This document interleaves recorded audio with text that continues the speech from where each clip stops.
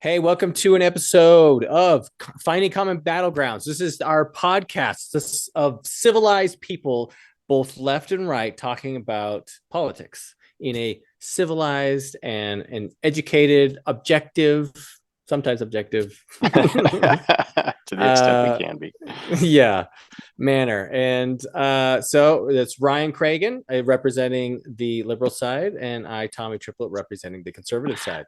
Are we doing the same thing Josh and I used to do? Is your shirt kind of blue It's and kind of mine's blue, is it? Yeah. red? Yeah, like we're just throwing Like, people off. yeah, trying to Turns get out the Tommy's viewpoint actually of the the other person. progressive and I'm the conservative. We've just been playing this on everybody the whole time.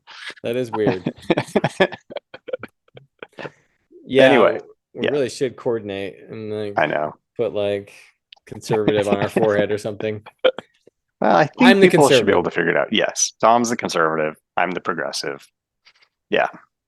Um, and we've been away. And it's not Tom's fault. It's all me. I'm taking all the blame. I'm not saying I'm a victim. I'm just taking responsibility. My brother Josh would be so proud of me. I've just been really busy, so I haven't had time to do it. Some Things have been busy. globetrotting. Well, there was some of that. I did go. It's not that Tom and I haven't been together since our last podcast. We actually did a really fun hike out in Utah. I was out there for a week for a conference and snuck in a hike day. So that was fun. But yeah, Tom's always got stuff going on. Tom, you've been on like a million hikes since we last did our podcast. Did you Yeah. go everywhere? Yeah. Yeah. Well, cool. Our sponsor, Lux Bidets. If you are into bidet, so just to be clear, a bidet is a thing you put on your toilet, or that you can put onto your toilet, or you can buy the whole unit as a bidet, and it's like a toilet, but it sprays water at your butt after you've gone to the bathroom to wash it off. Civilized kind of piece of equipment, than other than as opposed to the barbaric toilet paper wiping, smearing everything around underneath. Both Ryan and I are big fans. Huge fans. Such huge fans. I mean, it just feels right, doesn't it? Doesn't it just feel right? It's the right thing to do, right? Like we're taking the moral high road on this one, Tom. Can we both just agree like this is the moral thing to do? It's correct. I mean, there's certain things I've come around to. One of them is the metric system. I think it is better. And the bidet, yes, I think I'm totally on board with that. Yeah. It's right. See, we've already got agreement. Look at that. We're done. Is Yeah. that's the whole show today? Metric system and bidets. It's all we needed, right? Once we can agree on that, everything else is just kind of a walk in the park.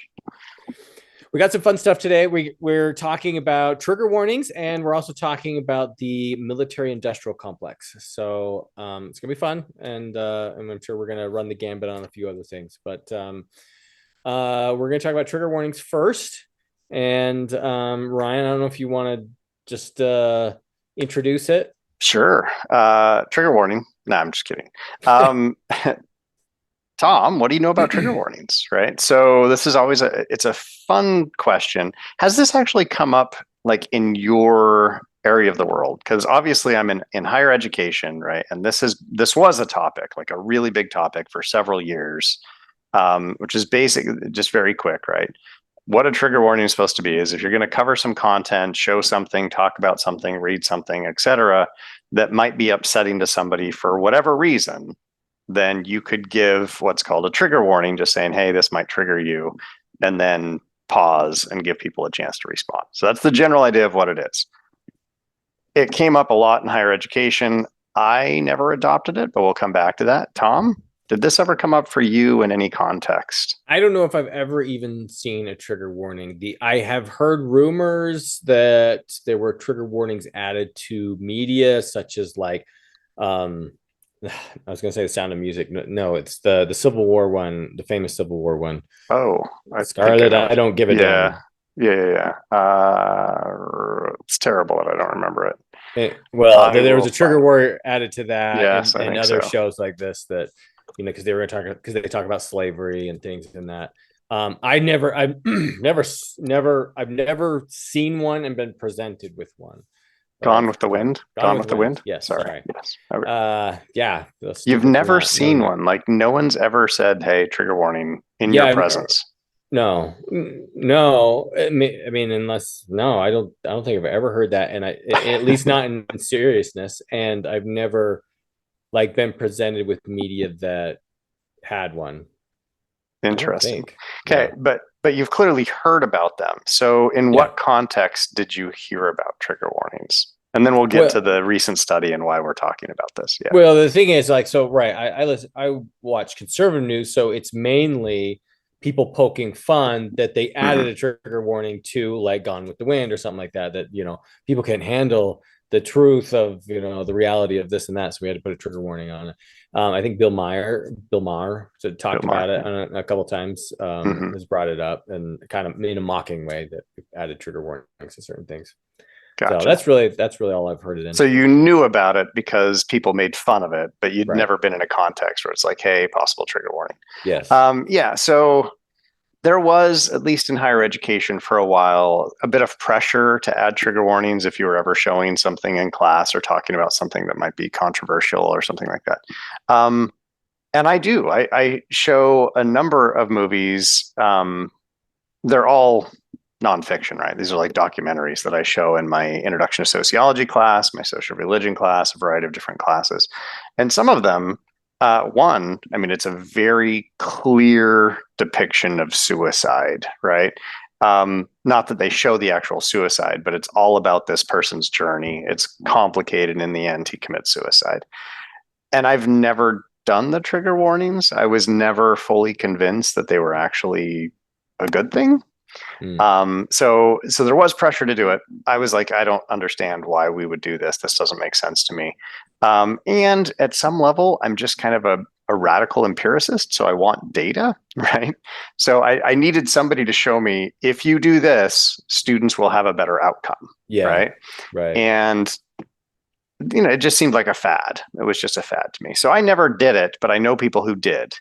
And then just recently, and I actually saw a pre-release version of this paper almost a year ago, but the actual paper came out. So a paper came out doing kind of a review of studies on trigger warnings.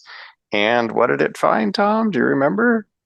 Da, da, They're not da. effective. In fact, they have the opposite effect, right? Exactly. By telling people, hey, trigger warning, the following content might be upset, people are more likely to want to watch it, and it's more likely to agitate them and get them upset. So they're actually doing the exact opposite of what they were supposed to do. There's no real evidence that they do anything beneficial for anybody. Do you, well, like, were you on board with the premise of it? Or were you like, no, I don't think this is going to be effective? The only context in which I could see it being like possibly like back then, right? So before like the data clearly Before, came out that it's like, nah, don't do this. This is stupid. But way back then, when it first came out and people were talking about this, I was like, okay, if you're going to show a movie in a class that's got like 60 women in it, which is not my class, right? My class has about 30 students, but and there's like a graphic depiction of rape or sexual assault, there's like a better than 50% chance that one of the women in your class is going to have experienced this. And that could legitimately trigger a PTSD attack, right?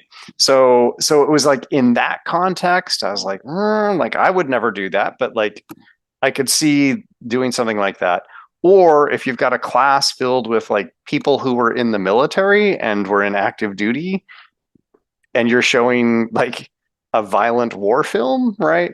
There's a very real possibility that somebody in there has PTSD and like this could again trigger an attack. So those were like the two extreme contexts where I was like, maybe that makes sense. But in my classroom, particularly given the context that, in which I was showing things, there's always a lot of context. We're explaining things, and I'm not doing anything like that. It did never make sense to me. Right. so what's interesting is when I read this is it's long been known that if you put a warning, and this kind of, I guess, maybe is the in the same vein as the trigger warning, that the content is disturbing for audiences, is what Right. news media does a Hmm. lot, right? Yeah. that actually boosts ratings, right? And so they actually like to put that warning ahead because it's like, hey, exciting, crazy stuff that's going to happen, right? This is real footage from something, right? This battlefield or Right. this thing happened in the city, and it actually is like, hey, this is really good stuff. You're going to want to watch, right? And so it's so like and it sounds like it's almost exactly the same. It's like it almost boosts viewership and gets people excited, and so and they almost seem kind of the same, right? Like Very similar. this Yeah. could bother you, and so and that's been happening for years, is that Mhm. news, and they've known that was like it videos that had that typically got more views. It's like moths to a flame, right? Yeah. Oh They're yeah, pulling them in. I can see that, and that makes sense to me. Which is interesting because I do, I mean, I've mentioned this on the show before. I get a lot of my news from the BBC and they do put videos up, right? And if there's ever graphic content, there's always that big banner that's like, viewers, viewer discretion advised, be warned, there is graphic content, right? And that's never deterred me. Let's put it that way, right? I right. don't know that it like immediately ups my interest in the content, but once I see it, I'm like, oh, okay, I guess be ready for something. There may be something graphic here, but I've never been like, oh, turn that off, right? Like this is terrifying. And I don't know, maybe some people do. Do you think anybody does? I don't know. I was just wondering that is there some lady? It's like, oh no, I can't handle it. Just turn it off. I mean, I don't know. I don't know. I Yeah. mean, most people, I don't know. There probably is somebody, but I will say, and this is not trying to be mean at all, right? But my mom likes watching Good Morning America because the content is like always positive, right? So she doesn't watch the regular news. She doesn't want to see the regular news because that's where you talk about like wars and people dying and like all of the bad stuff. So she does intentionally try and avoid filters negative out. things, Yeah. right? Mm-hmm. So it's possible that there are people who are like, no, I don't want to see this, right? Like life is too difficult as it is. I'd rather not have negative graphic content, but doesn't, it's never, yeah, never. I mean, that's not to say that it hasn't ever disturbed me. There are times where it does disturb me, but it's never stopped me. Mm-hmm. Sounds like the same for you. Never stopped you. No, I don't think so. Unless, yeah, no, yeah.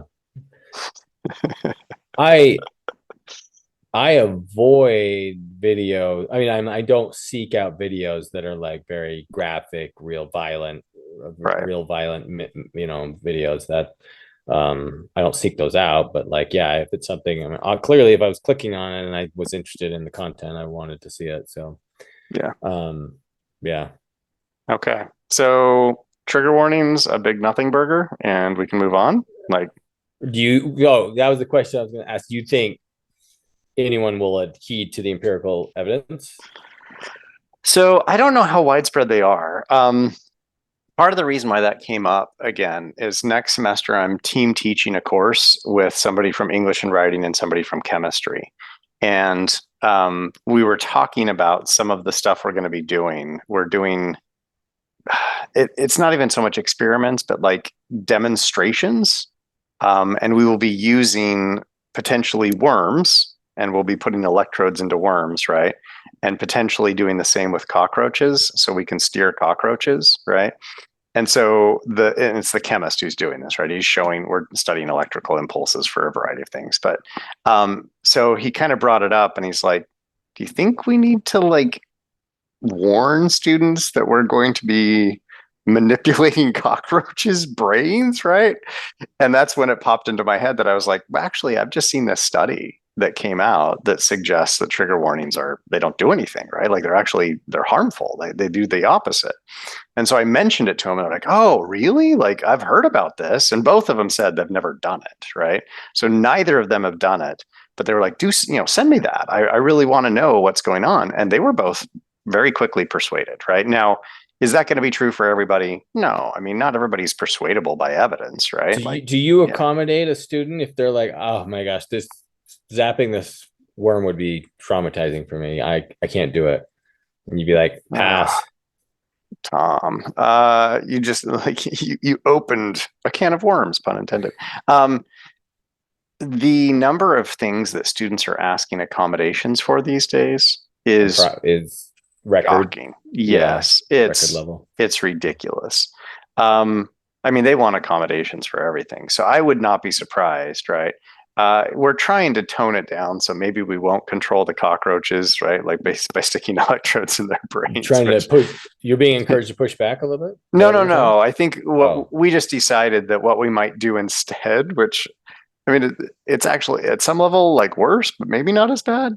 We're going to oh, take cockroach legs, right? Because they have nerves. nerves in there, right? Yeah, And you can put electrodes at either end, and then you can and actually they'll. send a trigger, and it'll kick. Yeah. Yeah, So is that better when you've already ripped the leg off the cockroach, right? Like, or is it better to stick the electrodes in its brain and then control it, right?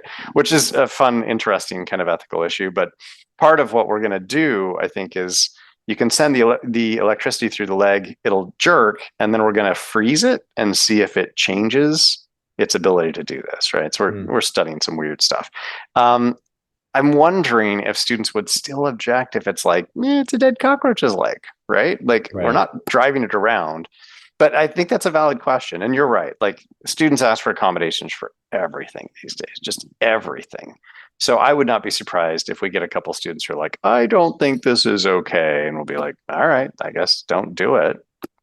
And do I you mean, just pass them if they do that, um, or as if their only objection is like I'm not willing to stick an electrode in the leg, but I'll totally watch the experiment and I'll learn all the principles, right? That's fine, right? And hmm, it's a class of 60 students, so I don't think that's going to be a huge issue. But if they're like, I object to this entire thing, I refuse to participate and I refuse to do this assignment, that would be a much bigger issue, hmm, right? Because at the end of the day, the assignment's not about sticking an electrode in its leg. It's understanding the principles behind this, right? Like that's what we really care about. So yeah. I mean, as a as a philosophical like in from the yeah from a in philosophical standpoint, from a philosophical point of view, yeah, I think trigger warnings are retarded, and it's just it's almost like a demonstration of the softness of our society has become, right? And that's mm-hmm. so I know I don't agree with them, and I think they're ridiculous, but Yeah, yeah, my uh I haven't had that much interactions with them. yeah. It reminds me of a conversation I had last Saturday or Monday. I don't remember. So my son dances, right? He's in ballet and he's performing in the Nutcracker again this year. And they've asked me to do a little tiny role as Father Christmas or Santa Claus, right? I did this last year. It's fine. It's a very short role. But I went to one of the rehearsals. I'm in the party scene, so I had to be there for one of the rehearsals. And one of the directors, who's wonderful, right? She's from Cuba. So she was a professional ballet dancer in Cuba. Hmm. She comes and sits down next to me because she's gotten to know me over the years. I've helped with a number of things. Gives me a hug, and then we start chatting. And she proceeds to say, uh, "It's really hard with the kids these days, right? Because you want to push them, but you Right, can't do what we used to be able to do in right, Cuba." Can you right. Well, imagine Cuba, what, yeah, right? who knows? Which is a whole different level, right? Like I'm not going, let's go there, In but Cuba, I we was pull out the joking with her. AK-47 and we start Dance firing or off bullets. die. Right. Um, but I was like, even when we were growing up, right? And I know it's not even really the same, but 20 years ago when Debbie and I were dancing, Debbie was trained by a Russian, right? Who used to literally walk around with a ruler and smack your leg if you were out of position, right? They would Nice. physically handle you into position. And I was then trained by a student of that Russian, right? So this person would also physically manhandle you in. Now, rarely would she hit you with a ruler, but she'd slap your butt, right? She's like, no, do this, move you, right? Physically Right. manhandle and move you. And if you were doing it wrong, she would tell you that's wrong, right? There's no pussyfooting around it like, oh, maybe you could do it better this way. It's like, hey, that's wrong. Do it this way, right? Um, And so she was saying, like, I don't think I can do that these days. And I was like, you can do it with my son, right? Like, absolutely. And she's like, oh, yeah, yeah, I know I can do it with your son. But she can't do it with the other students, right? And I get the sense that you're in the same boat here, that you want more of this. Yes. Oh, 100%. Yeah. I mean, I'm all in on free range parenting. So like it's like the what I allow my children to do is probably shocking to some other people of Give just us like give us an example, Tom. Make it concrete. um okay, I'm not gonna think of a good one, but like, all trick or treating, they can go wherever they want as long as they want. I don't care, So I dropped my son off way up the hill, several miles away, and he walked all the way home. But he's like 13, right? I'm trying to think of something that's a little more brazen and um uh we let my kids climb, and there was someone who didn't like that we were the way we were climbing. Hmm. And I was like, I don't care. I'm okay with it. They kind of were scold me that we weren't being safe enough. And I was like, that's part of the risk. That's part of the excitement. And what did I You could say? I die. said, death needs to be an element in the educational thing, right? I'm like, I don't want them to be too safe. Maybe that's naive. Maybe that's stupid of me. I don't know, whatever. Hmm. So yeah, I'm 100%. And I think, I think society's completely insane right now. But You think kids are too soft, basically. oh yeah, I don't think okay, okay. So great example. I'm down walking the dog at this. It's like a park, but it's a church field. So Hmm. it's a big field in front of a church, and it's on our main street. And so and there's some kids playing, and they're kicking a soccer ball, and the parents are kind of like right by them. There's like three kids, they're like kicking a soccer ball back and forth, and there's like three parents around them. And I'm walking along the sidewalk, and the ball goes flying out into the road and bounces across the road. And a car was coming, and it slowed down and came to a stop. And the kid starts running out, and like not like It's not going to get idiotically. run over, right? Right. Yeah. He's not going to get run over. And he just starts walking out. And the parent comes running out and was like, no, June, no, Davy, no, Davy, just stay, Davy. I got this, stay. Like, I'll do this for you. I can't. And the kid's like 9, 10. And I'm like, he'll be fine. I'm like, what are we like? No, I don't trust you going out in the road. Anything could happen? You're like, man, we don't let our kids do anything these days. And it's shocking. Like I think it's horrible, and we regret it. It's like the whole helicopter parents and the what they Hmm. call them, the lawnmower parents, right? That just like do everything for the children. I think it's bad. Anyway, yeah. Well, I mean, at some level, this is like the logic behind the trigger warning, right? So the whole issue is, hey, do we take it easy on people, go soft, be gentle, right? And it turns out that actually doesn't seem to be effective, right? I agree. So empirically, challenging people seems to be far more effective at actually making them grow, and that's the pedagogy that I use in my class. So my There's the students often whole will get frustrated about it. there's the Yeah. whole anti-fragile philosophy, right? The that the harder, if you push a person, people are typically anti-fragile. And so the Hmm. more what doesn't kill you makes you stronger, right? Is the Yeah. sort of idea. So yeah, I think there's a whole school of logic for this, and I think there is studies that support it, but for whatever reason we don't believe it. It seems like a lot of parents don't believe it, and Yeah.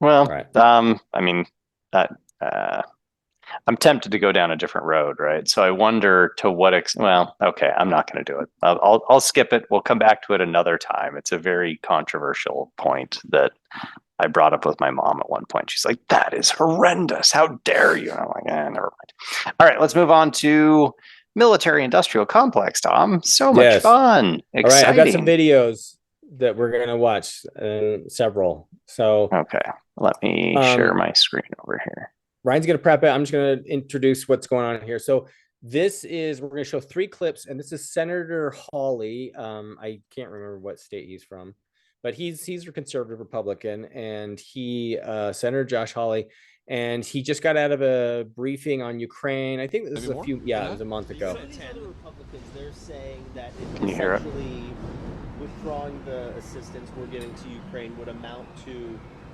worse than what happened when the Biden administration withdrew from Afghanistan. What's your response to comparison? Here's what I think you could do. Okay, Go pause it. through and listen to all.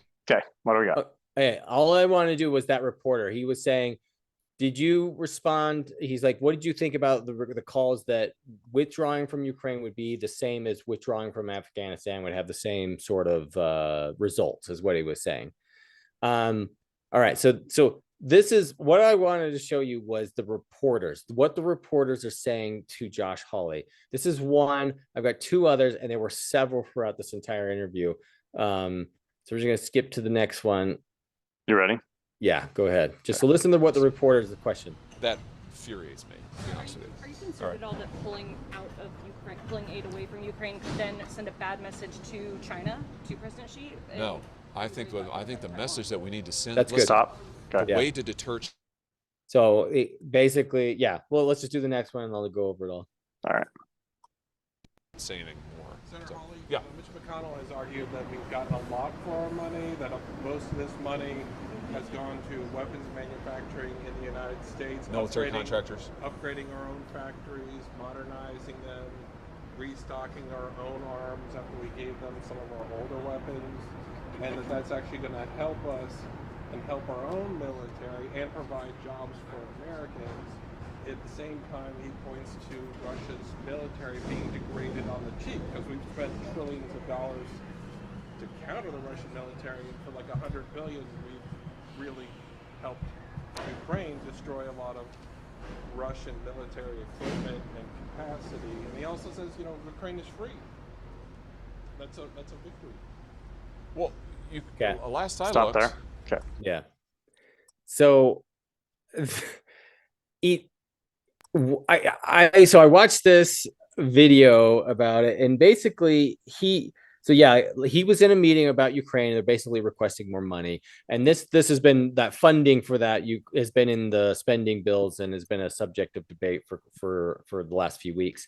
Right. But what I thought was interesting was the reporters. The reporters were just peppering Senator Hawley with it was like trying to convince Senator Hawley that they needed to fund this thing. It was like question over and over again, like, well, don't you think it's a good idea? I mean, this will show that we're weak and that we're getting a really good bang for our buck with this thing. And don't you, it's just like, and if we pull out now, it'll be like Afghanistan, like just going on and on. And I'm like, well, who are you asking? Like, you don't care. Are you trying to convince him? That's what it seemed like. They're trying to convince him that we need to spend money in Ukraine, right? And you're like, whoa, Senator Hawley's not on board. And like, well, don't you think you're an idiot if you don't fund Ukraine? And you were just like, questions like, that's what it felt like. You're like, okay.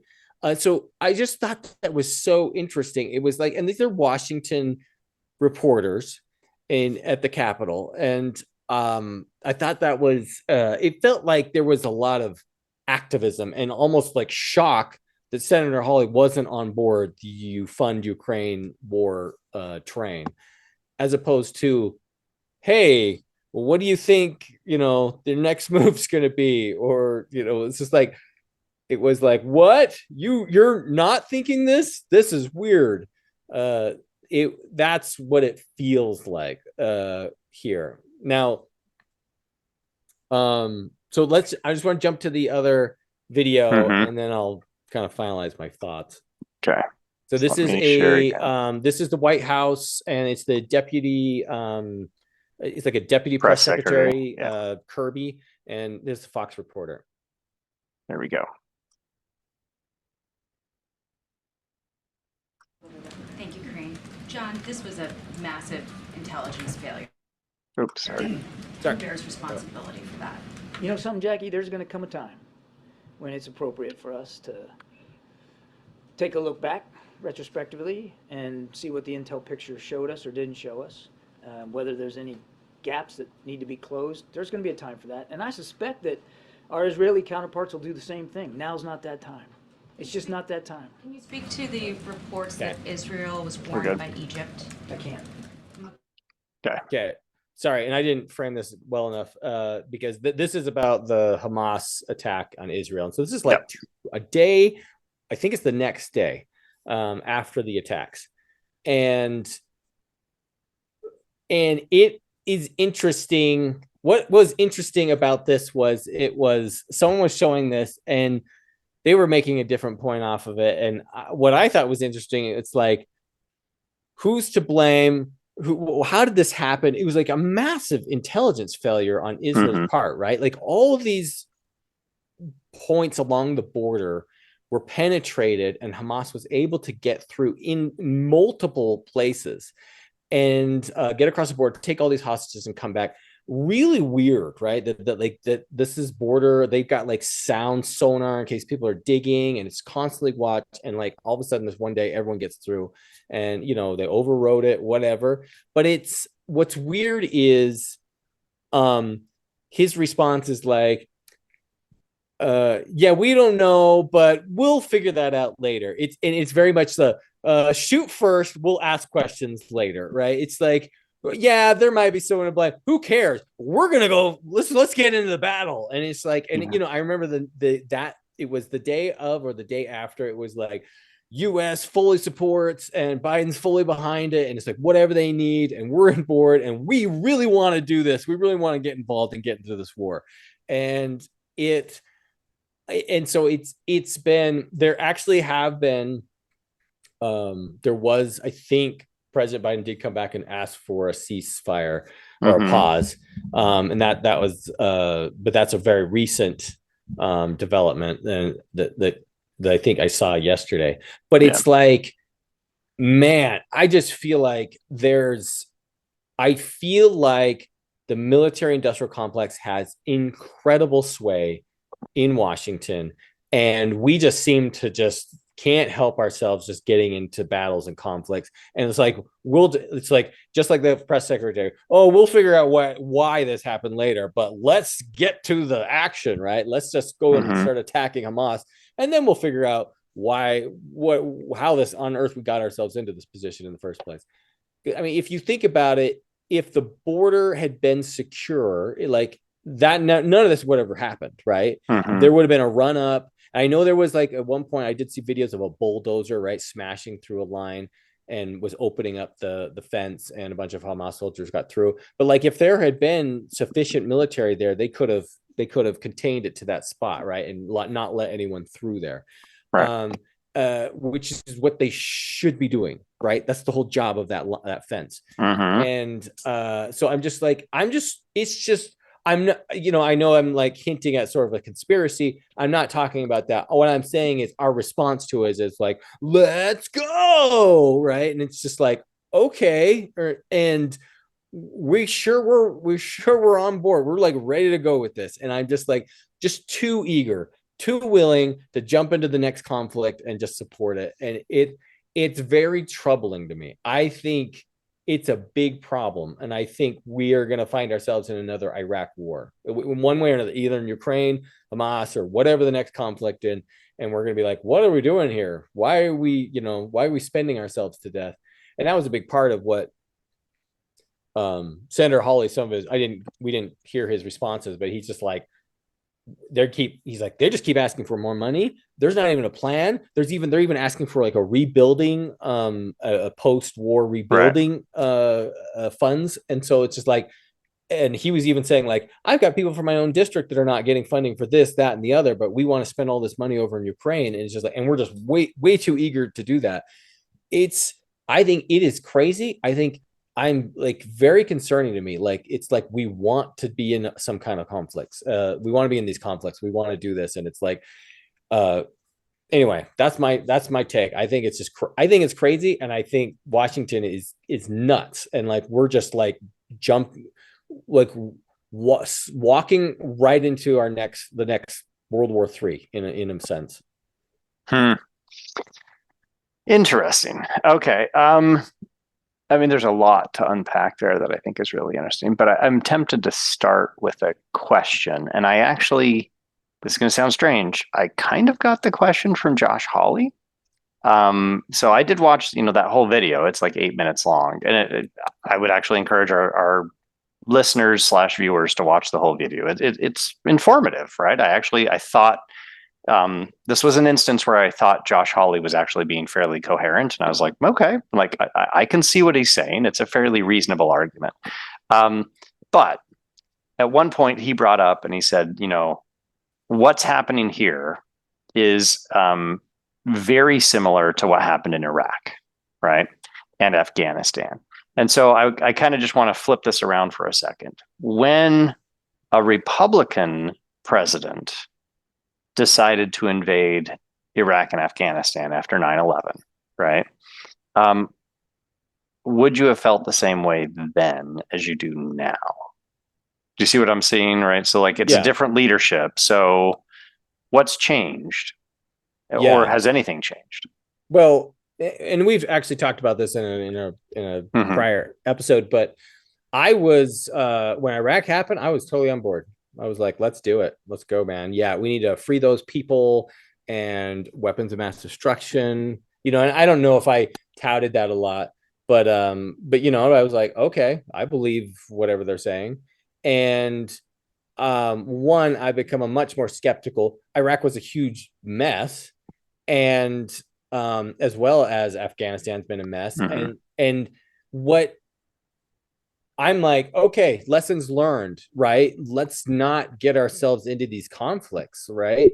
And that's what's so strange is that the reversing of the roles, because I would think that Democrats would not be on board. They'd be like, no, we didn't want to do it with Iraq. We don't want to do it with Afghanistan. We don't want to do it with Ukraine. But it's crazy that we're like, go Ukraine. And I'm like, really? I'm like, because the results were horrible with Iraq, right? And I mean, we spent gobs of money and really didn't have, with not a lot to show for it, is what I would say.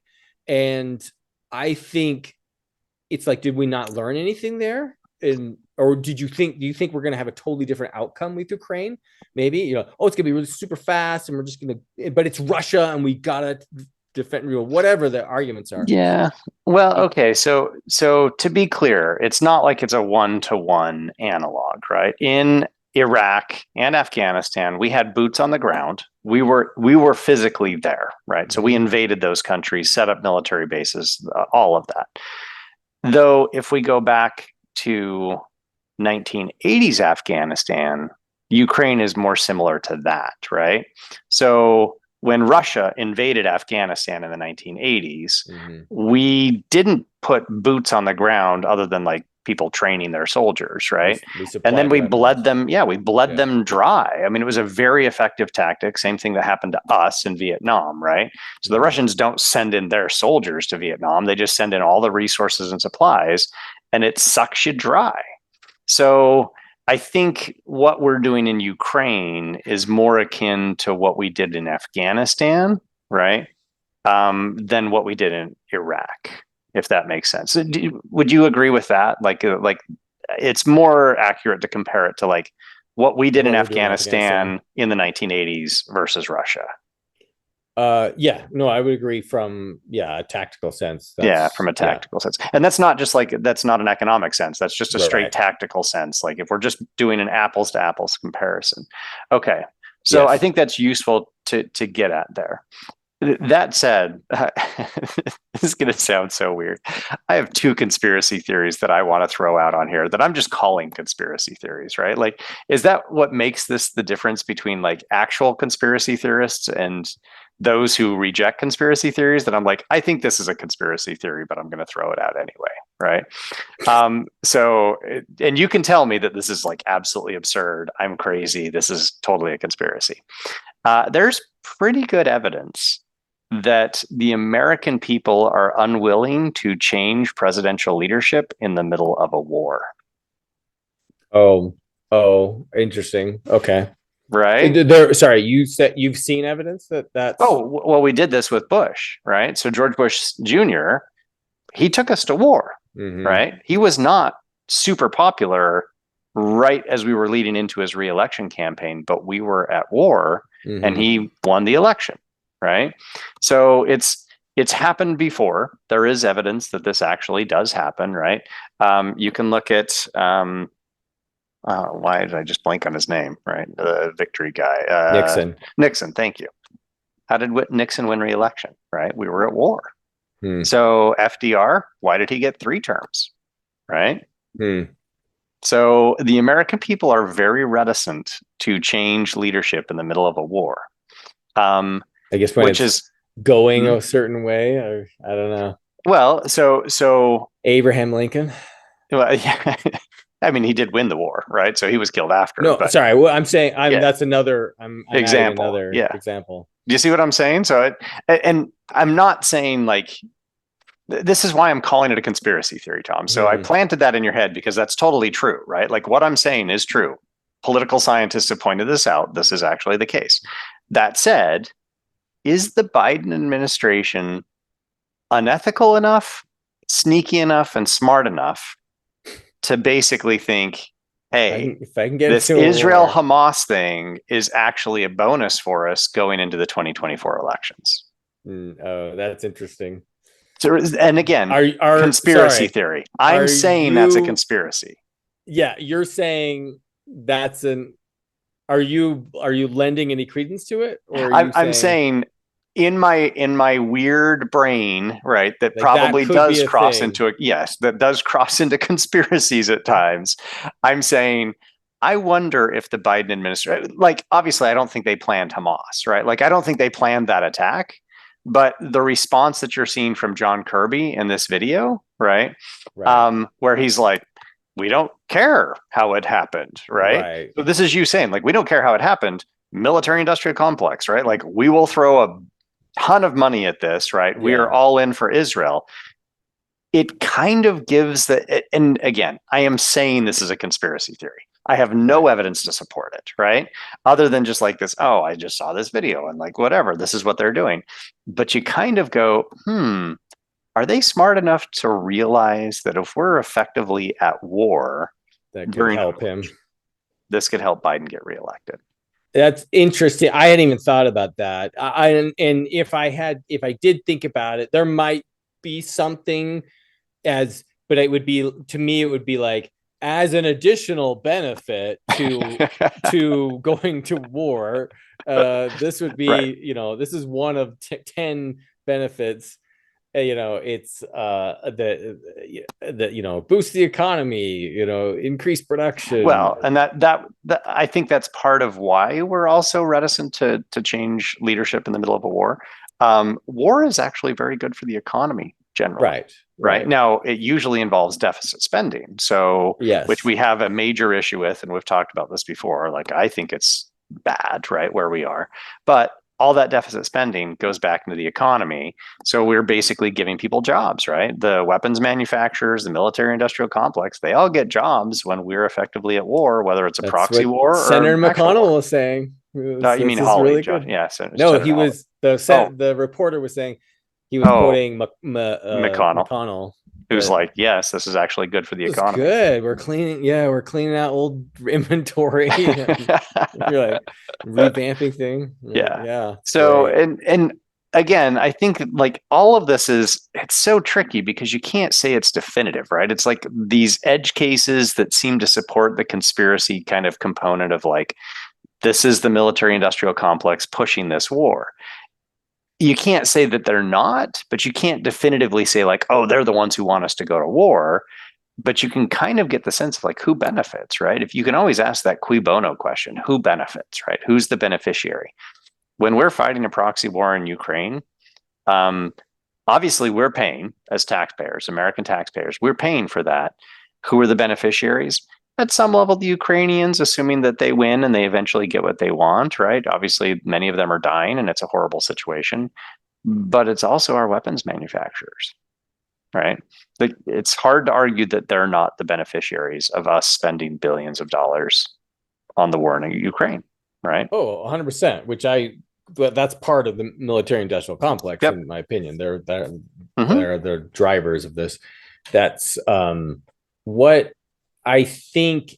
So the big thing here so the other element of this, right, is the spending, right? And this is basically why McCarthy was booted out. And Senator Gates talked about there's a or not press release, but he's just like, after one of the meetings, he was basically like, McCarthy said, you can have anything you want.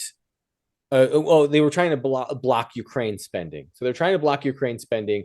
And it was, we were coming up to to the deadline of the shutdown. And he was like, okay, you can have any spending you want, but just don't spend on Ukraine. And they're like, okay. And they like went on, and he got booted out, and they're just like, spend.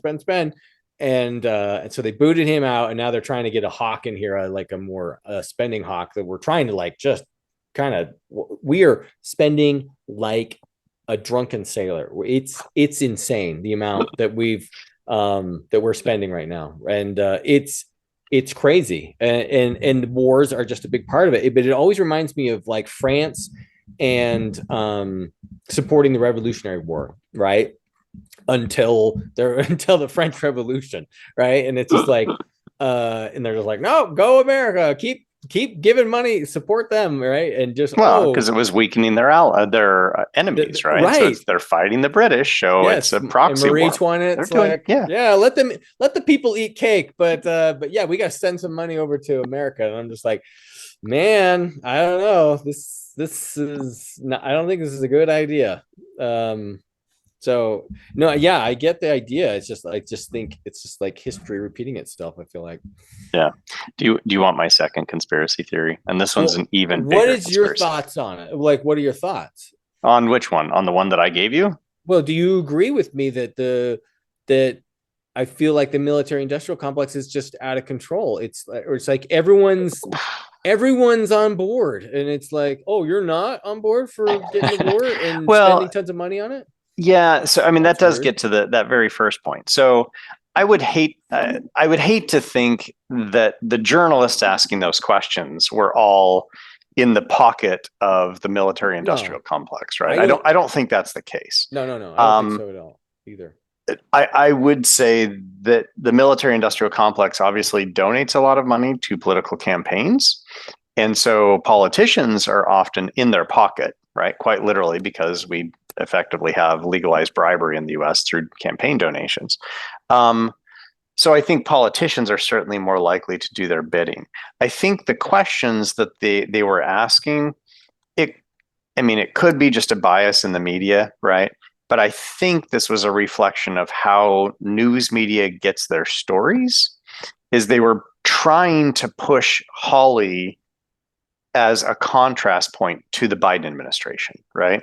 So they're asking questions. Yeah, so they're asking the questions from like, here's the president's position, tell us why he's wrong, and then you get the conflict, right? I mean, like, you know this as well as anybody. Conflict is really what people like, right? We are attracted to conflict. This is the first part of our segment, right? It was like, give us a trigger warning, right? We love that stuff. We're all about it. So they're looking for the conflict. And I think that's probably more why the questions were so loaded the way they were, is they're like, this is what Biden wants all the way over here to the right.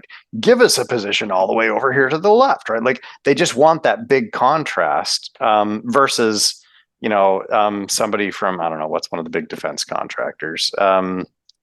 Anyway, so, Halliburton. Yeah, somebody from Halliburton. I thought they were an oil contractor.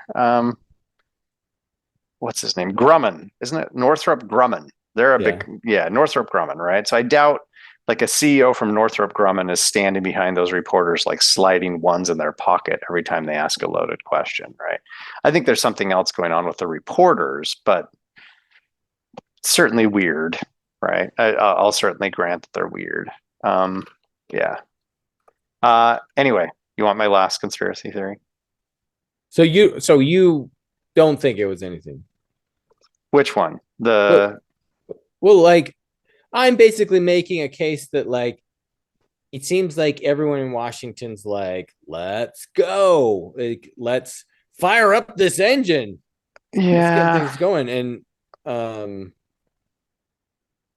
you're right, Halliburton's energy. Yeah, it was Lockheed Martin. That was the one I was thinking about. Lockheed Martin, and then I did remember Northrop Grumman. So, and then Raytheon, there are a few. I just looked them up. No, I mean, it's tricky, right? So certainly there are Republicans right now who don't want to spend money on Ukraine, which I Right. think is interesting. But like, which Republicans are coming out in opposition to giving money to Israel?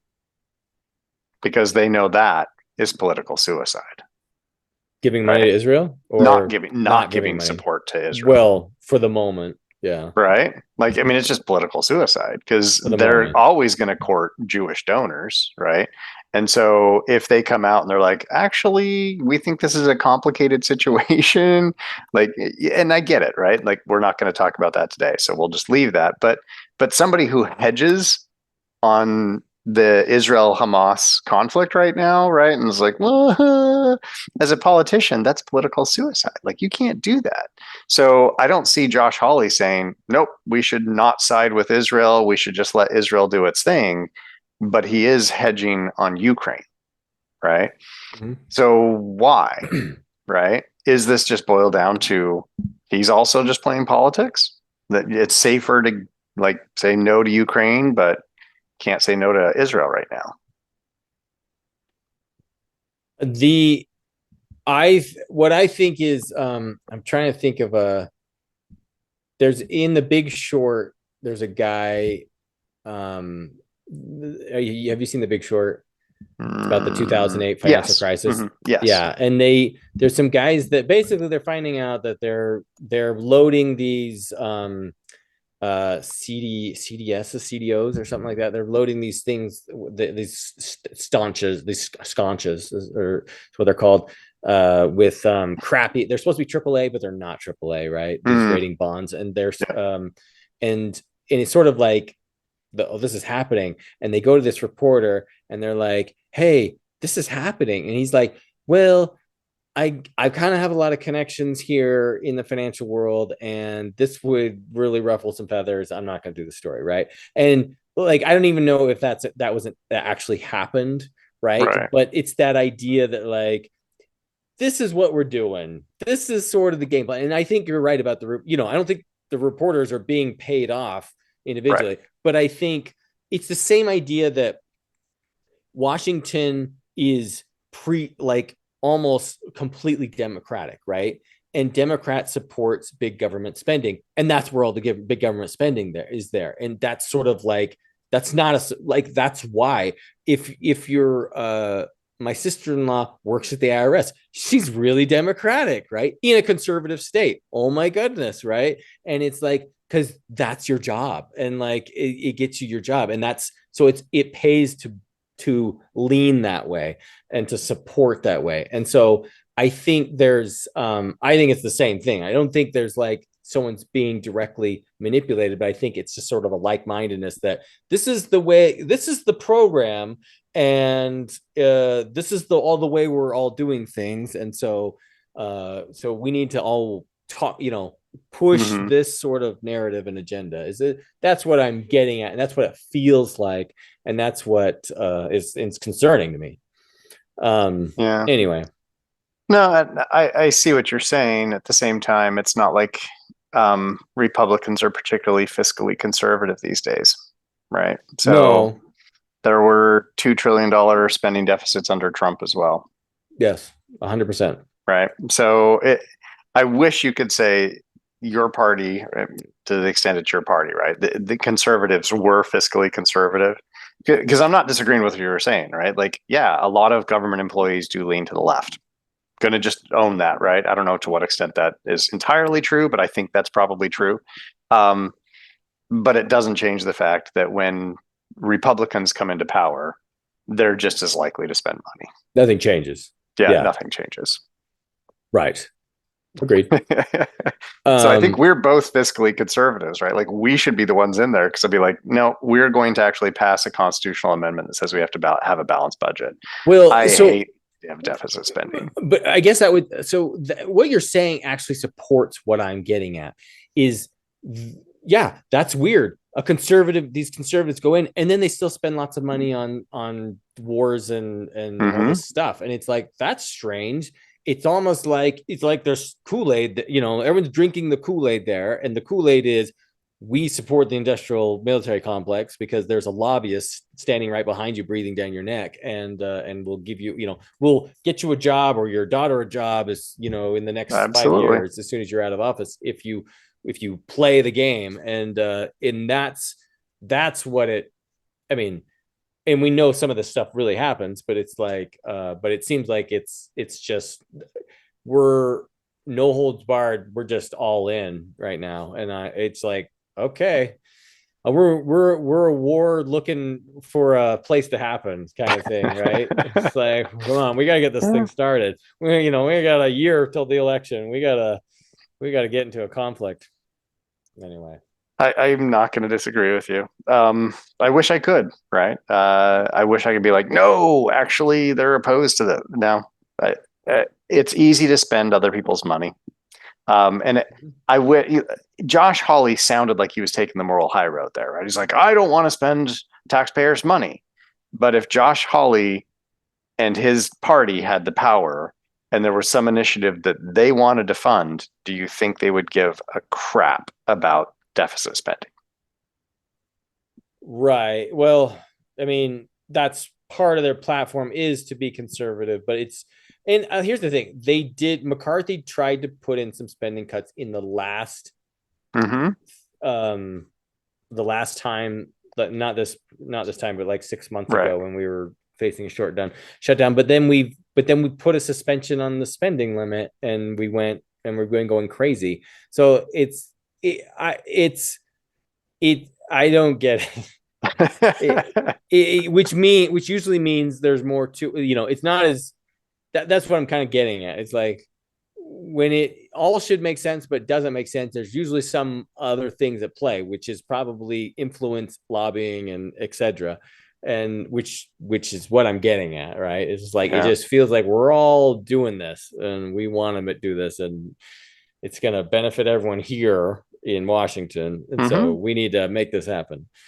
And anyway, so it's problematic. I get it.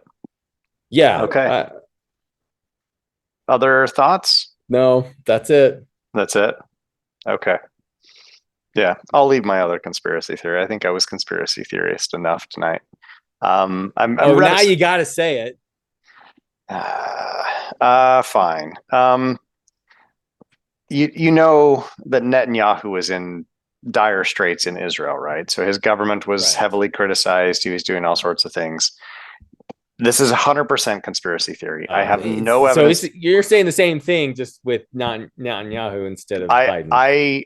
I am shocked, and I think most of the world is, that Hamas broke through, like you said, right? Right. When they have the most militarized demarcation zones on the planet, right, that you can really see the Israeli Defense Force just be like, what happened? I have no idea. Nobody was there. There are no soldiers for miles along this heavily militarized border, right? And then Egypt comes out and is like, yeah, we totally told them something big was going to happen. Yes, I heard that, right? They'd been tipped and I'm off. Like, what this makes me think is that Netanyahu is like, oh, guess what? If there's a war, no one's going to pay attention to all my financial shenanigans, what I'm doing with the Supreme Court in Israel. So I'm saying 100% this is a conspiracy theory, right? I have zero evidence to support it other than just the like implicit, they would always protect this border, right? Like they know this border is, they're always there. Right. Why were they not there? It's, I mean, here's the thing. You open that up and it's like 9/11, right? I know. I'm calling it a conspiracy theory. I'm calling it a conspiracy theory, right? It's the thing, right? It's the funny thing, right? Pearl Harbor happens and, the Congress overnight.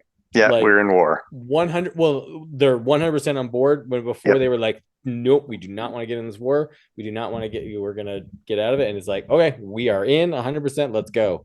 And And then there's all been all sorts of things about Pearl Harbor. There's all sorts of thing about all the intelligence they had about 9/11, and they just kind of let that happen. And so it's it's hard. It's a conspiracy theory. It's conspiracy I'm theory. calling it that, right? But at some level, your brain just kind of goes, seriously? Like, how did you guys get caught so unawares? Right. Yes. Yeah. It's weird. And I wasn't really trying to focus on that. I was more focusing on just the military temperament, right? Yeah. Sure. Of the whole thing. But yeah, it is weird. Yeah. Sorry. So I will apologize to all of our listeners, and you can tell us in the comments, right, that I'm just a conspiracy theorist and this is terrible. I'm calling it a conspiracy theory. So I'm just owning it. Put in the comments. Is this Israel Hamas thing? Was it orchestrated? Was it orchestrated? Let's get that. I want to hear. I'd love to hear. So all right. We may have just invited something crazy to happen, Tom. I don't know. We'll see. Cool. Well, that was fun. It's always good to chat, get different perspectives. So anything you want to add? No, that's it. I think I've said my piece. All right. See y'all next time. Tom, look, we don't always agree when it comes to politics. But if there's one thing that we do agree on, it's that there's only one way to clean up after going to the bathroom, and that's with a Lux bidet. Listen, I've been using bidets forever, all right? And Lux is the best, all right? So, I mean, I've got like the little squatty potty thing and the bidet. It's like a whole experience. It's probably one of the highlights of the entire day. But like, it gets me clean and it gets me ready to talk politics in a civilized manner. Yeah, no, I agree with you on that. Every time that I use a toilet, it doesn't have a bidet. When I go to a friend's house, I just don't use their toilet, first of all. But that's about as uncivilized as it gets. So civil conversations demand civil hygiene practices. That's why everyone should get a bidet. And just to be clear, right, we want to make it clear, listeners can get their own Lux bidet with 10% off by ordering at luxbidet.com and using our promo code FCBG10, Finding Common Battlegrounds 10. And the last thing that we want to say, Lux is supporting this podcast, but they don't support one side or the other. They support civil conversations and clean butts.